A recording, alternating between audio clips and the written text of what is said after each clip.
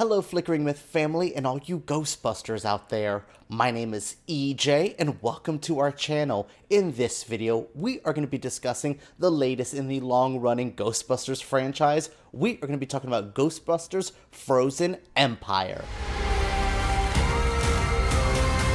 Inoffensive, bland, generic. Those are the words that come to mind when I think of Frozen Empire. The latest Ghostbusters movie is just another Ghostbusters movie. Take that as you will. I am personally not the biggest Ghostbusters person, but I kind of, I keep hoping we're going to hit the heights of the original one. Even if it's not one of my personal favorites, 80s horror comedies, I still think it means something. It has one of the most iconic theme songs. It's a great group of heroes trying to face evil ghosts. I think it's a great premise, and each movie they've tried to recapture the magic of the original. I don't think they've ever gotten close, and I think they kind of copied and pasted the same movies. Yes, even that 2016 one that we all still pretend is the worst movie we've ever seen.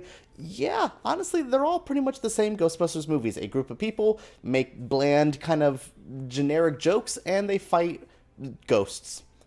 There we go, and that's what this movie is. My review's done. Let's have a great day. No, honestly, I thought this movie was just fine. I think there is things that really work in its favor. I think there's some things that hinder it. I think one of the biggest hindrances, I don't find it funny. I think a lot of the jokes are tedious, and the most obvious jokes. Oh, the big scary monster has horns on its head, and now we're going to make a horny joke. Yeah, it's just those kind of things. You can kind of call each joke from a mile away. It's pretty, to me, that's the most generic and bland part. The inoffensive part is, this movie is just trying to make everyone happy, from the older, nostalgic, loving fans to newcomers, younger kids who might be looking to get into their first Ghostbusters movie. It all seems to just kind of work. It's just an even tempo, let's not do anything too crazy. Like I said, I think the Ghostbusters 2016 with all the female cast, Kate McKinnon, Kristen Wiig, Melissa McCarthy, I thought at least it was having a different point of view, different kinds of jokes. I thought the stuff with Chris Hemsworth was funny. I have not seen Afterlife, so I kind of went into this one a bit, okay, what are we going to get into? But it was easy to kind of fall into it. So I think this movie has its perks. It's easy to watch. None of this was too bad. None of it was too good. It's just another Ghostbusters movie. So where is the positives? Where's the negatives? It's really going to lie onto you. For my review, I think the CGI looks okay. I think the score is annoying. I think the acting is pretty hit or miss. That's the most confusing part for me. I am so firmly in the middle of this movie. I don't think it's bad. I don't think it's good. These are the hardest kind of reviews for me, because I think this movie has more potential, but I don't want to be those things as a director, what I would have done.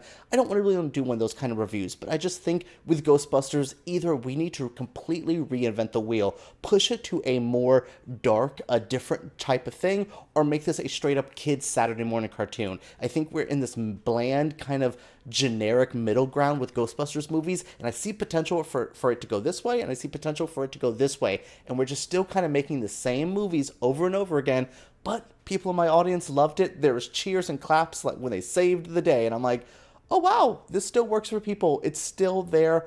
Goodness. Hey, if it works for you, it works for you. For me, I'm just kind of stuck in the middle. The Spengler family is back, but Paul Rudd is not a Spengler. He is trying to find his place in the family. It's kind of fun. I think the family dynamic really works. I do not like the kid characters. Boy, we really complained when it was a cast full of women, but we allow like the cast of High School Musical to come up in here and make a Ghostbusters movie, and that's fine. Because goodness, McKenna Grace and Finn Wolfhard, what were they doing here? Finn, bro, you played the same kind of character for every project I've seen you in. I don't know if I need to see this man play like John Wayne Gacy for me to think Finn Wolfhard is like a good actor, but wow, I have just been completely let down by each and every role. McKenna Grace, what was her character? What was the point? She was so bland. She was so generic. Those are the key words. She's probably the most bland and generic, because surprisingly, what I really enjoyed is seeing the older cast mix into this. So the Spenglers move into the old firehouse. We have Ernie Hudson still there, Dan Aykroyd. Our classic Ghostbusters are still there and still trying to figure out their place in this world. They're two of them are very close to retirement. Bill Murray's character is just off doing whatever, and my Queen Annie Potts. It's really fun to see like the older cast get to play, because they feel like they have the most fun. They feel like they're here to really capture an old school magic that they liked. And I thought they were the most, to me, they were the ones I was the most nervous about, especially Bill Murray, not one of my favorite actors, but I particularly was kind of nervous that the older cast was going to be there for nostalgia bait. But I really thought they were the ones trying to have a story, and especially this, like, we did this in the past, how do we introduce this to a new generation? There was a slight passing of the torch here, which I thought was a needed thing, but passing the torch to the new Spangler family, I don't know if I like them. Paul Rudd and Carrie Coon are trying. There is a good, like, father, stepfather, mother dynamic to this new kids, to this new family. I thought that was okay. Again, there's moments that they start touching on something okay, and then we're thrust to meeting the Fire Master, and now we're like at Patton Oswalt's library place, and now we're jumping around here. None of it was really sustained. None of it really gave me enough to bite into. It's just like, here's a tease of something, and then let's just move on from that. And I'm like, give me more. Give me something to actually enjoy. It's like this movie was half-assing everything because it didn't want to go full in one direction and piss somebody off. If we would have went full teen story, oh god, the the Gen Zs are ruining Ghostbusters. But if we would have went to the older cast, it would have been like, oh, we're just doing nostalgia. So this kind of half-assed like attempt to just tell all stories at once makes this one story about this new frozen evil ghost man who's about to freeze us with fear. That's not even barely touched on. Yeah, this new villain, it's just like, you're trying to do this villain and the story to get us there. It was so convoluted, so like mumbo jumbo. Every time they would say something, it's like, look, I just dealt with Dune, which I thought was throwing a lot of space politics, a lot of religious shit at me, and I'm like, this is too much. But I find Ghostbusters even more tedious, even more annoying to try to figure out, try to wrap your head around. I'm like, wow, we really put backstory and lore into the Ghostbusters movie, baby. Just hunt ghosts, give me some jokes, and get in and out. It's just like, they overstayed their welcome, they didn't stay their welcome enough. This movie just doesn't know what it wants to do. Like I said, it wants to make the most generic, bland movie so it can make the most money. It will. It has a chance to make a lot of good money, but you're not doing anything good with the solid material that could be there. One thing I will compliment Frozen Empire on is it's not going for nostalgia. I think, they dropped the needle drops of the Ghostbusters theme song. There's a couple references to things from the past, but it never feels like it stops and pauses the movie to be like, and here is Slimer. Like, it's just all naturally flows. This movie kind of understands nostalgia a bit more than I thought something like this would. They were so anti-nostalgia for the 2016 one, and I feel like Afterlife was trying to blend in the nostalgia but tell a new story. This one was exactly what I wanted. I think this one tells a good story. Like, I kind of want to go back to Afterlife now and give that one a full-on viewing, because I feel like there is potential mixing the nostalgia. So that's one thing I was the most nervous about. How are we going to handle the older characters? How are we going to brush in this story with this new generation? But all of that is handled so well, so easy. So points for making nostalgia good.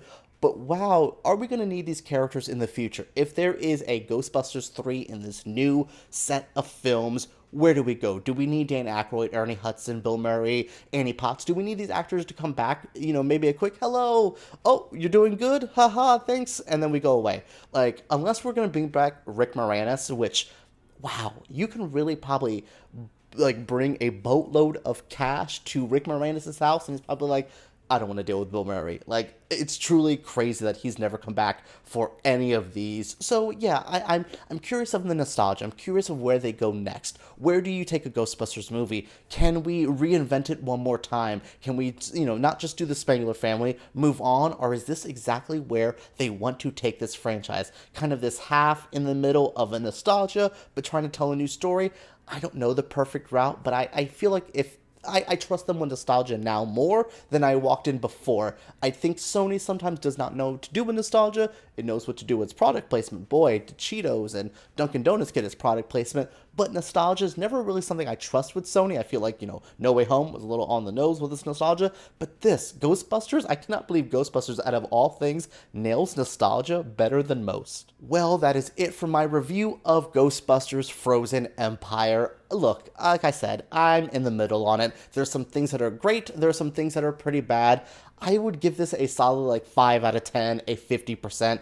It's a middling score for a middling movie. If you're a diehard Ghostbusters fan, first off, go find a review from another diehard Ghostbusters fan. That's probably going to kind of feed you what you want. But if you're not, I don't know, maybe this isn't going to win anybody new. This isn't going to get any new butts and seats. For diehard fans, this is for you. But there happens to be a lot of diehard fans of Ghostbusters out there, so a lot of you might enjoy it. For me, like I said, I'm firmly in the middle. Not good, not bad. It's just a bland movie that I wish it was worse, so I had more to say. I wish it was better, so I had more to say. It's firmly in the middle, but what did you all think of Ghostbusters? Frozen Empire, what did you think of Afterlife? Should I go check it out now if I didn't hate this one? What are you guys thinking? Share your comments down below. Give me a thumbs up, subscribe, all that jazz. And let's talk about Frozen Empire right down below.